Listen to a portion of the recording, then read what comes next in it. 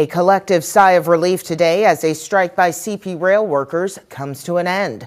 This is a very big deal for farmers, but also consumers right across the country.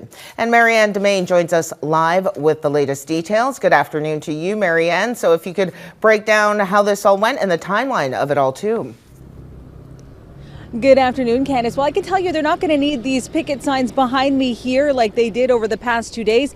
Instead, 3,000 unionized workers from engineers, conductors, and even rail yard staff are back on the job this hour, and that's including here in the city's East End where we are right now. And that's after CP Rail and the union agreed on final and binding arbitration early this morning. We know that trains did come to a halt on Sunday as both sides tried to reach an agreement, but this morning they started slowly moving again.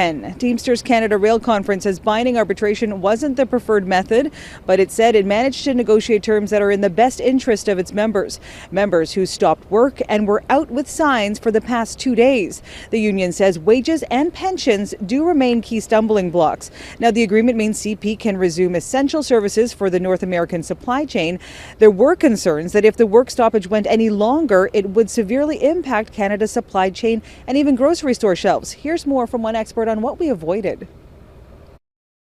If this labor dispute would have dragged on, it would have been quite problematic for farmers in the U.S., in Asia, around the world, to get fertilizers to increase productivity. Because this year it's going to be quite critical, given what's going on in Ukraine. There is going to be a deficit of commodities, including wheat, corn, barley.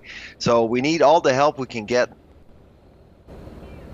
And since we've been here this morning, there have already been some trains that left the area. And you can see this hour, there are some crews there continuing some work on the tracks. As for the union, it says it will not be speaking to the media until this whole arbitration process is complete. I'll send it back to you, Candace. Okay, thanks so much. That is Marianne Dimain reporting.